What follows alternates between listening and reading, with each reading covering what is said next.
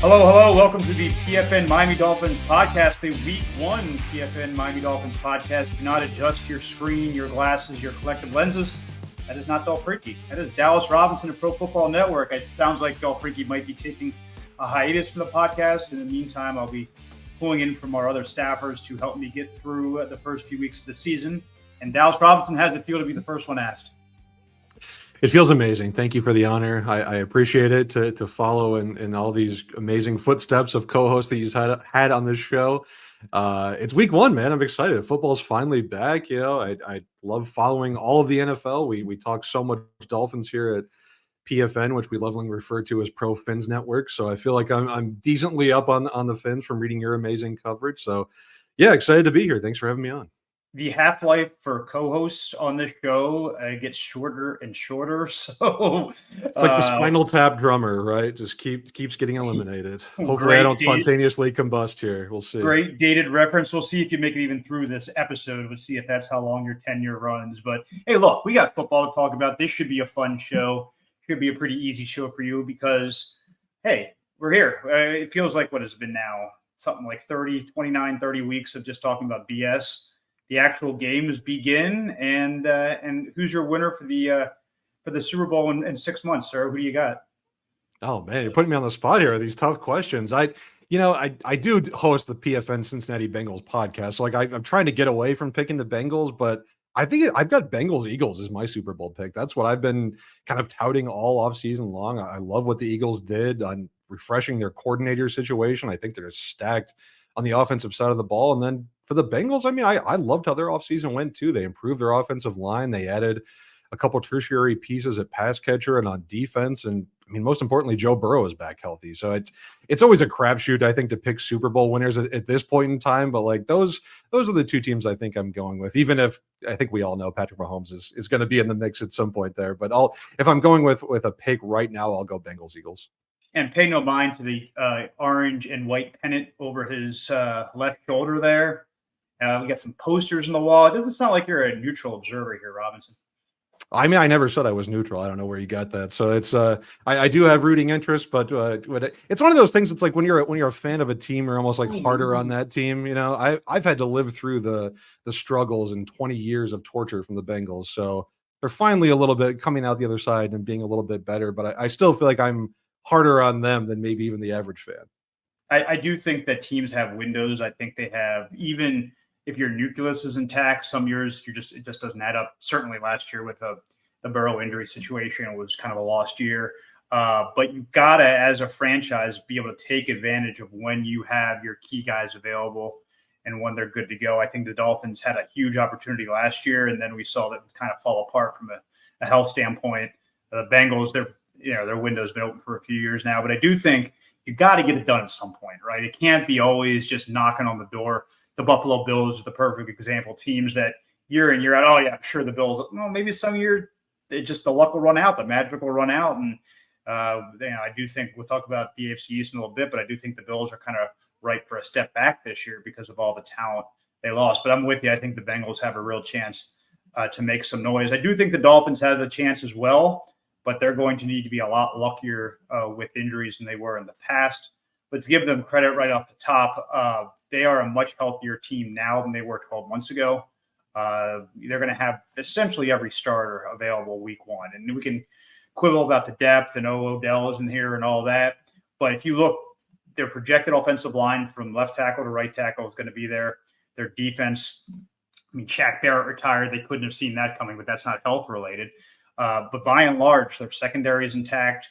Wide receiver crew, River Craycraft. The reason you don't beat the Jacksonville Jaguars is River Craycraft. You're not a very good team to begin with.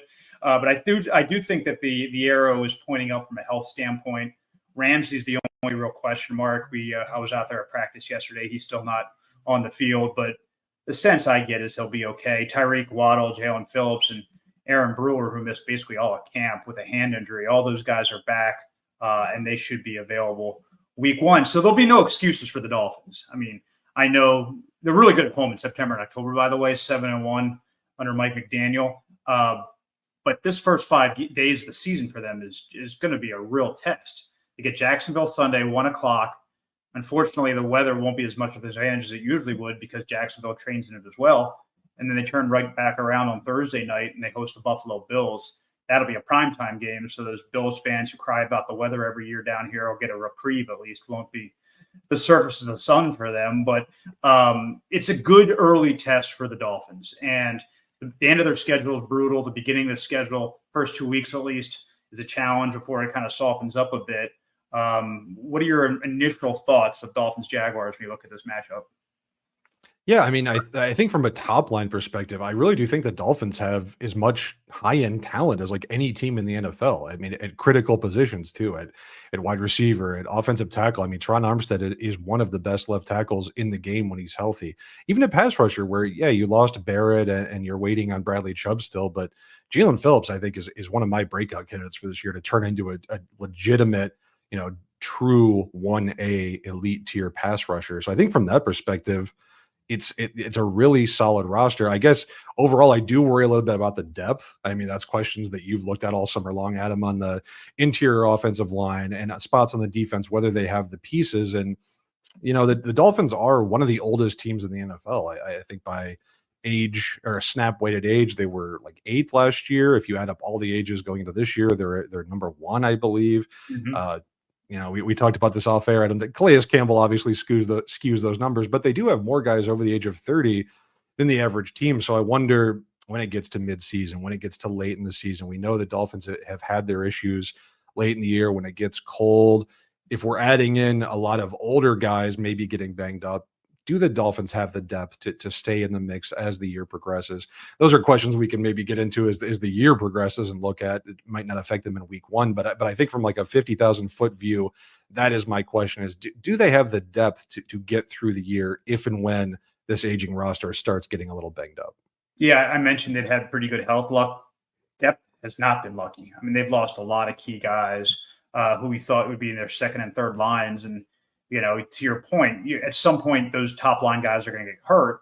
And if there's no one behind them, that is a concern. I think every team, however, has got question marks. Even the Kansas City Chiefs, there's no such thing as a perfect roster. And you're going to need to get lucky.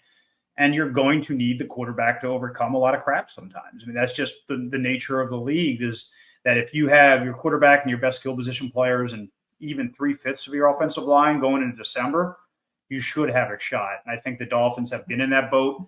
Certainly 2 years ago with concussions with Tua was a really, really disastrous situation for them.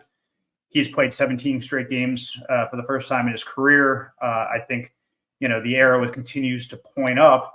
And I love games like this because I love stirring the pot. I love controversy. I love talking about fun things. Don't ask me about X's and O's. I don't like that garbage. I like the drama. That's the stuff I like. And referendum on Tua seems like every single day, before his contract, after his contract, during his contract, all these things. And it'll be a good early test to see how smart two teams that really invested in their quarterbacks lately, Tua Tagovailoa and Trevor Lawrence, which of those bets were smarter. You look at their deals, and again, both have been relatively recently. Trevor Lawrence, $55 million AAV, that's his average of new money, with $142 million guaranteed. Tua's 53-1, just slightly less than 132 fully guaranteed. So they're the same neighborhood. I mean, it's like Trevor's contract's a little richer, but you can say, hey, they're essentially the same quarterback value, at least. Who do you think of those two was the better deal for their team? It's tough. They've both been in similar NFL situations. If you look at their kind of history, right? Tua had to go through, he's talked about it recently, what he dealt with Brian Flores and not feeling like he was an NFL quality quarterback and some of the things that Flores said. Trevor Lawrence had to play under Urban Meyer. Arguably the worst situation for any rookie quarterback in the last 20 years to entering the NFL, right? I mean, it's almost comical what Trevor Lawrence had to deal with Urban Meyer. So I think from that perspective, to see both of these guys kind of emerge from the ashes and become these quality quarterbacks, I think is pretty encouraging. I'm a huge Trevor Lawrence fan. I know he hasn't necessarily been maybe like the generational prospect that we've expected from day one, but coming off what he dealt with in year one, having to adjust to the Doug Peterson changes, and everything looked pretty good in year 2. And then last year, I think it was a lot of injury issues. We talked about the Dolphins' health. The Jaguars had a ton of injury issues. A lot of their key players were banged up, and Trevor Lawrence was right at the top of that. I don't remember all the injuries. I know there was a concussion. I think there was a knee. I think there was like 4 separate injuries Trevor Lawrence was dealing with over the back half of the season. And the Jaguars just collapsed. They should have had the AFC South wrapped up. I think they lost 5 of their last 6. So going into this year, you hope that things will mesh together a little bit more, that Trevor Lawrence will stay healthy.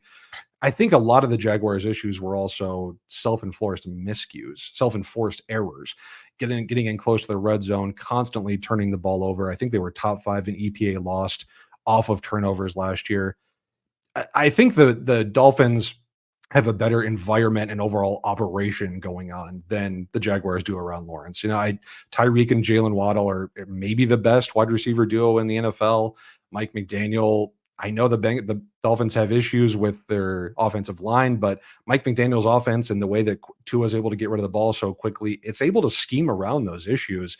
Doug Peterson's obviously won a Super Bowl and did amazing things with the Eagles during his time there, but I feel like Tua is surrounded by such a better offensive environment. It's much more welcoming and inviting than what Trevor Lawrence has had to deal with over the past few years. I think Trevor Lawrence, if we're looking at it just purely on talent, is probably the better player, but I'm not going to be someone who rips on Tua. I think he is a guy who executes the system in a way he's asked to, similar to a way that a guy like Brock Purdy does. So I have no problem with the contract, especially we talked about this as an aging veteran team. I never thought it made sense to restart at the quarterback position or anything like that for the Dolphins. So both of these quarterback contracts are fine. This is the market for quarterbacks. This is what quarterbacks cost. They're both the next guys in line. I think that you're going to be able to get suitable production from them. And, I think Lawrence is the better player overall, but I didn't have a problem with either one of these contracts. You've got to retain a franchise level quarterback when you have one. And I think both of these guys fit the bill.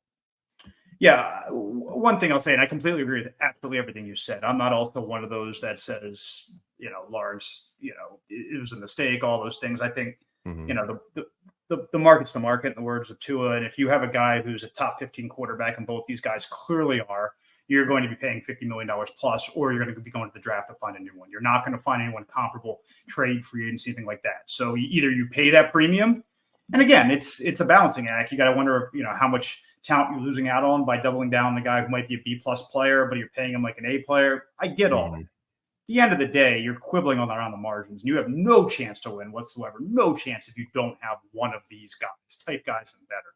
I will say this, though.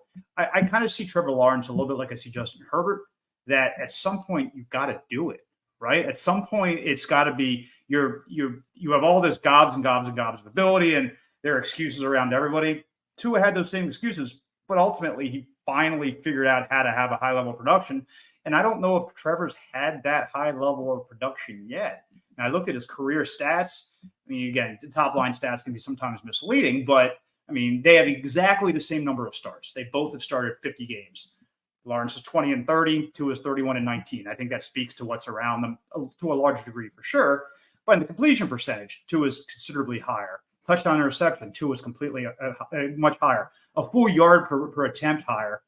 A passer rating 12 points higher. I do think at some point these numbers do matter. Are they dispositive? Are they, Tua is a better quarterback than Trevor? No, but I do think at some point you need to stop making the excuses that we all do for some of these. And to me, Herbert's the real trigger, because you go on social media and they talk about Justin Herbert as Jesus Christ, right? I mean, he can do no wrong. He's got all these God-given ability, and he's just got crap around him. Well, I mean, there are tons of quarterbacks that are in bad situations that have played and gotten their team to the playoffs consistently and have played at a high level and have, Tua's stats are better than all. Again, I'm not saying he's a better player, but I also do think that you can't always grade in the curve. They certainly didn't do that for Tua's first 2 years when Brian Flores was trying to sabotage his career, right? People were saying he's a bust, he's done. They don't say those same things about Lawrence and Herbert. And I think a lot of it's because people come in with their preconceived notions of who these guys are as players, right? That, Herbert and Lawrence have all the gifts that you want, right? All of the top end talent, the arm strength, the mobility, the things that you want. Tua doesn't kind of have that. He gets by. Smoke and mirrors isn't the right word, but anticipation, timing, all these things, touch, those are his strengths. And sometimes I wonder, are we valuing the wrong things sometimes? Because you still got to get the ball to the receiver on time in a way that he can get yards after carry, all that. To me, that's a skill. And I think oftentimes people overlook what Tua does well because he doesn't have those real high-end ceiling type of measurables. I feel like so much of quarterback play now has become about like second reaction plays and what you can do off of script. And you're right, Tua just doesn't really offer that. And I spent a lot of time thinking about the Bengals, where Joe Burrow he's got a little bit of that creation ability, but he's not a guy like Josh Allen, like Lamar, like Jalen Hurts, who's going to be using his legs. So I think from that perspective, you're right. And, Trevor Lawrence and Justin Herbert aren't guys who are going to be scrambling a bunch either. But from a pure physical talent perspective, they are head and shoulders above Tua. And it's tough. I never want to be a guy who's like, just watch the damn games or anything. But I think it is clear that Justin Herbert and Trevor Lawrence are much more physically talented.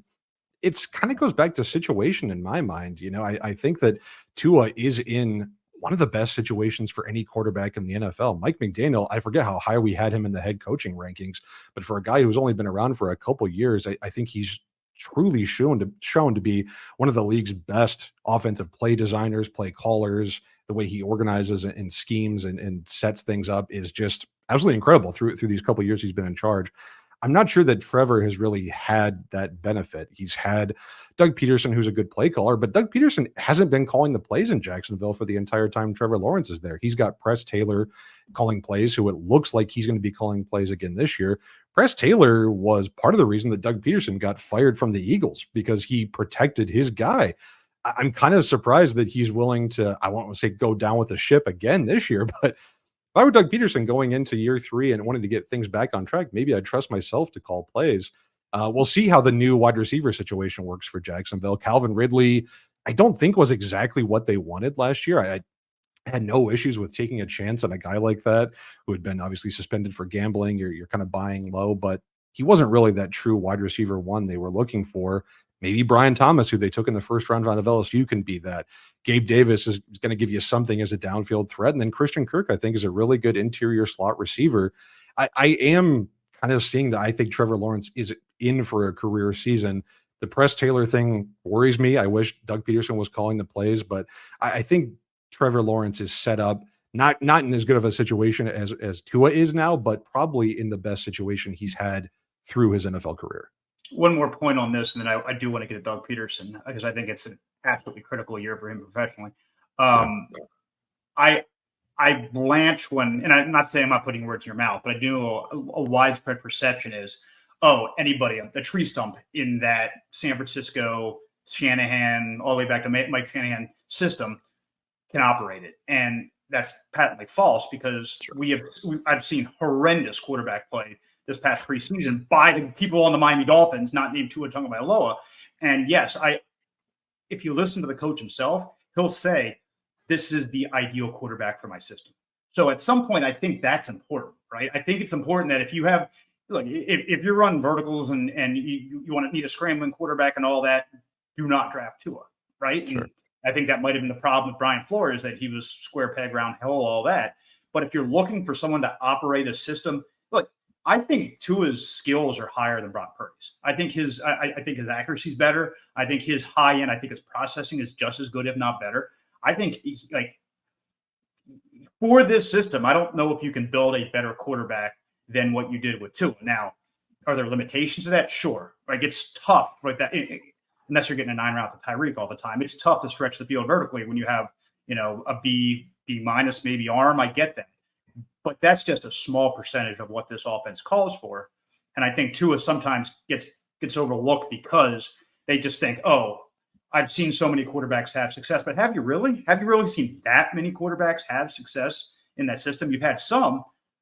Tua led the league in passing last year. Like, it's not, I don't know. I don't know if Jimmy G ever did that, even in San Francisco, right? I mean, so what you're seeing out of him, I think, deserves credit, and not to be a Dolphins homer because I've ripped the guy too and he deserves it, but I do think that they absolutely have the perfect marriage of quarterback and coach here, and to me that's important. Maybe they have that in Jacksonville as well. Certainly Doug Peterson better hope they do, because year 3 now, 19 and 17. He did a great job digging out from that train wreck that you mentioned, Meyer and all that. But you look at the team they put together, and again, there's some questions on defense for sure, but on offense, it's time, right? It's time for the Jaguars. And I don't think, the division's not weak by any stretch of the imagination, but there's nobody in that division that you're terrified of. And I think I would include the Houston Texans in that as well. I think the Texans are a fine team. I don't think they're going to win the Super Bowl. Is this a make or break year for Doug Peterson in Jacksonville? So I think the Texans can win the Super Bowl. I'll say that. I think they could be in the mix, but that doesn't mean I don't think the Jaguars couldn't be in the playoff mix at least. I don't know if I'd say it's a make or break year. I mean, if the Dolphins win 9 games, 10 games, and don't make the playoffs, I don't necessarily think Doug Peterson would be fired. I mean, he's got a Super Bowl on his resume. Not that saved him in Philadelphia, obviously. I think that Jacksonville has been, in such a bad place for a long time that getting a guy like Peterson in, getting even to the level where you had 2 years ago, where you're making this amazing playoff comeback, you've got that number of feathers in your cap. I think it would take a little more for him to be let go, even if this year was a little bit of a disappointment. But yeah, I mean, I think with the Jaguars, the thing is, what's their long-term vision? Is it just Trevor and fill in around him? Is it what is the true identity of this team? We mentioned that they changed their wide receiver situation. Are they going to be a pass-heavy team? Are they going to lean more into Travis Etienne, and maybe a guy like Tank Bigsby takes a lot of carries? Are they going to try and be a defensive identity team? They brought over Ryan Nielsen, who did a lot of good things as the Falcons DC last year. He's got all new pieces to work with. They brought in Eric Armstead this offseason from San Francisco. I never really know what the Jaguars' identity is going to be, and I guess that's still my question going into this year. Even if I do like a lot of the pieces they have, I just wonder what the sum of the parts of it is going to end up as, and if they're going to be any better than an 8 or 9 win team, or it's going to look a lot like last season did. Maybe not the repeated injuries, but up and down results. Some weeks you look like one of the best teams in the NFL. There was a point last season when the Jaguars were going to play the Bengals, and I think Monday Night Football, if they would have won that game, they would have been the AFC's number 1 seed with half the season left to go. They are a very talented team. I think they got very unlucky last year, and some of those self-inflicted errors we mentioned as well. If things can stay a little more organized, on track this year, I really do feel like they'll be in the AFC mix, but whether they're better than the sum of their parts is still the question I have. Don't have enough time in this show, but I'd love to debate more of the Houston Texans. Think Dallas Robinson calling him a Super Bowl contender. I'm a little bit more dubious. I got to see a bit more before I say that, but certainly they got a lot of talent in that team as well. All right, so Dolphins 3-point home favorites, minus 155, plus 130 is the money line for Jacksonville. If you were betting this game, Dallas, what would it be? Oh man, I think I'll take the Dolphins to cover the 3 points. I think they are the better team. We mentioned the coaching situation. I think Mike McDaniel, he's had all offseason to plan for this game. If I'm giving Mike McDaniel an entire offseason to design a scheme and design a plan of attack, I'm going to go with him. And I'm pretty excited about this defense too. I don't know what Anthony Weaver's scheme is going to look like, if it's going to be a carbon copy of what Mike McDonald and the Ravens were running last year, but I'm really excited about the various pieces they have. I think Zach Sealer, is it Sealer or Seiler? I never actually know. Sealer. I think he is maybe a top 5 underrated player in the NFL. The average fan does not know who that is, but I think he is just so underrated. I love what they've done in the secondary. I love David Long and Jordan Brooks as a linebacker combination.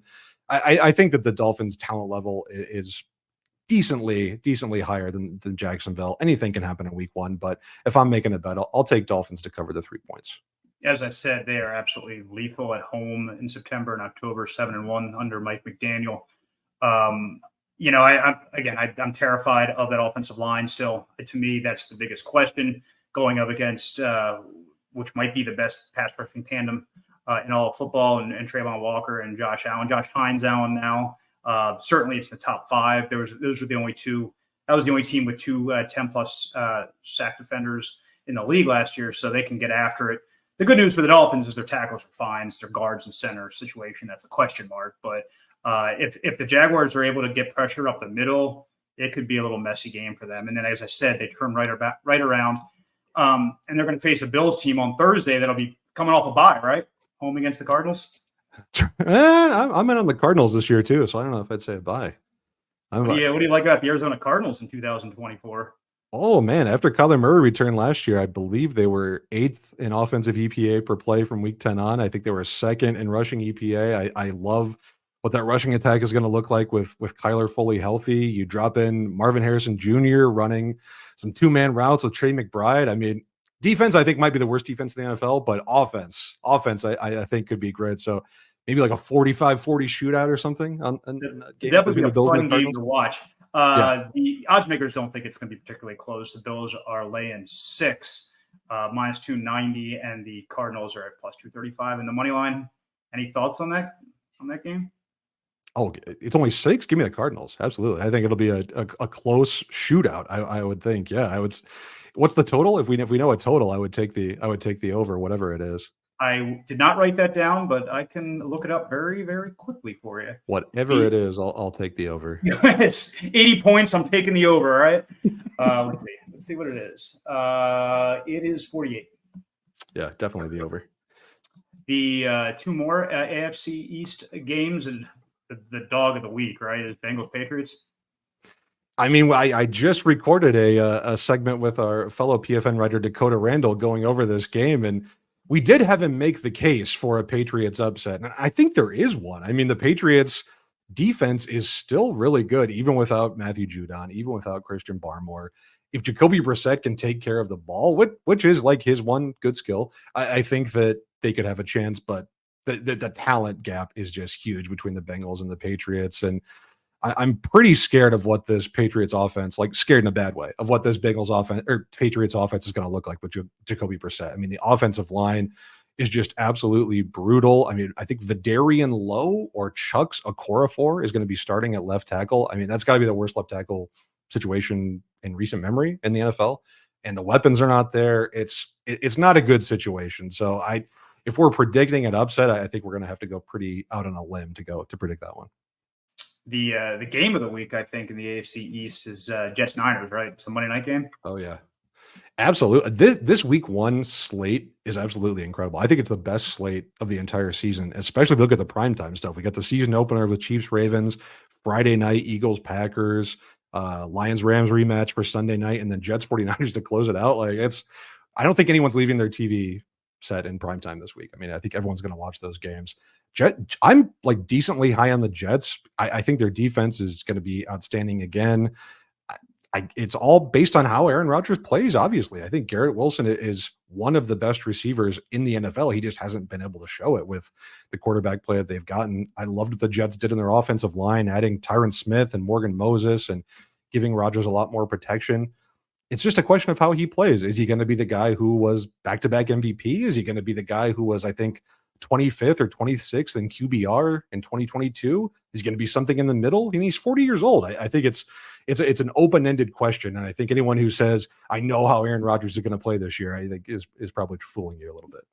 Agreed that I don't have certainty, but if I was guessing, my gut would say he's 40 years old, coming off an Achilles, and hasn't been good in a while.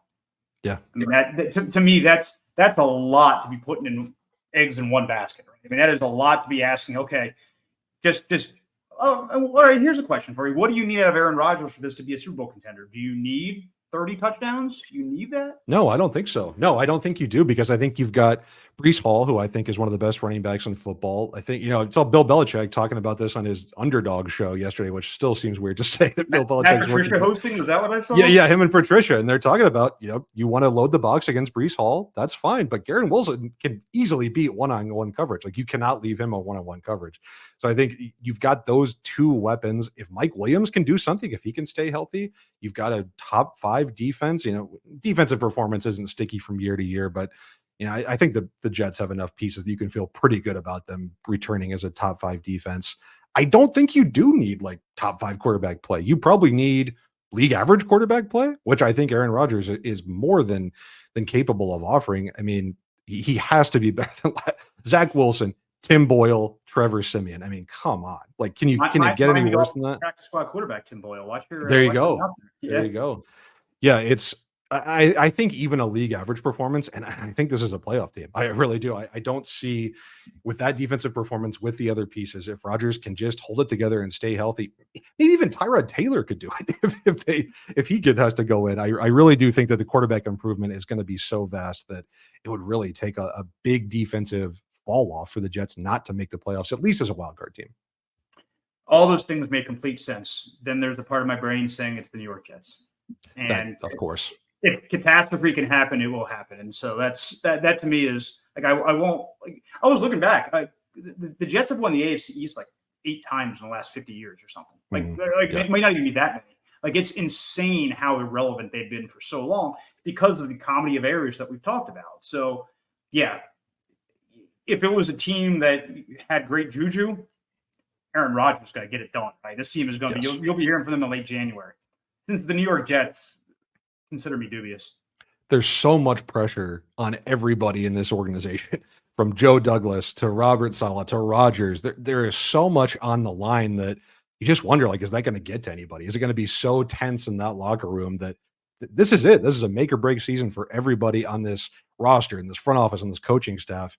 How much does that play in if you're going into every game thinking it's make or break? It is a good question, I think, to wonder, what does this look like in November, December? Is Saleh still the head coach? Did they go 1-5 and he's gone before we even get to December? I think the Jets might have the widest gap between their ceiling and the floor, maybe of any team in the league. Yeah, massive variance team. I agree. And all that being said, I just looked it up on DraftKings. They are the favorite to win the AFC East. They're plus 165. The Bills are plus 195. The Dolphins are plus 205. And of course, the Patriots are 25-1. They are not winning the AFC East. But I do think this is a real 3-team race. I do as well. And it's, I've been trying to decide who I want to pick as my AFC playoff teams. And I do think at least 2 teams will come out of this division. Whether they can get to 3, I think it's a question. The AFC North is incredibly strong. I think the AFC South has at least 3, maybe depending on how you feel, the Titans, maybe 4 real contenders. And then, of course, wherever the Chiefs and Chargers do. For me, I think if I was making a bet, I would still pick the Bills. And maybe that's too much defaulting on who has the best quarterback, but I don't think that's a wrong way to go when you have 3 teams who are relatively close in the odds. I think it's just easy to pick the best quarterback. And I will say that I think Buffalo's offseason purge has been a little overstated. They did get rid of a lot of key contributors, but I think a lot of those guys were aging. They were expensive. A lot of them were hurt last year. I think a lot of the guys they lost, like Micah Hyde, Jordan Poyer, who is obviously now a Miami Dolphin, these guys are kind of on the back 9. Buffalo has gotten younger, especially on defense. Buffalo's defense, even after Matt Milano went out last year, was incredibly impressive in the back half of the year. And I think that's a big testament to what Sean McDermott did as a play caller. If they can stay in that sort of range, and even if Josh Allen doesn't have Stephon Diggs and Gabe Davis, he's got Keon Coleman and Curtis Samuel, I think you can make that work. We've seen Patrick Mahomes make it work with worse options than that in Kansas City. I don't think Josh Allen is right there on Pat Mahomes' level, but for me, he's easily the second best quarterback in the NFL. I think you combine that with still a very solid roster in Buffalo, and they'd be my pick. I do think the Jets and Dolphins will be right there in the wild card mix, though, and if you're going to make me pick, I think I'd pick the Jets, but if you don't want to make me pick, that's okay too. The Lamar Jackson slander is out of control. Guy just won a second MVP, and you still put Josh Allen ahead of him. If you look at the numbers, Josh Allen is just, I think he's got the superior track record at this point. I know Lamar has the MVP awards, but Josh Allen has been the better quarterback by almost every metric.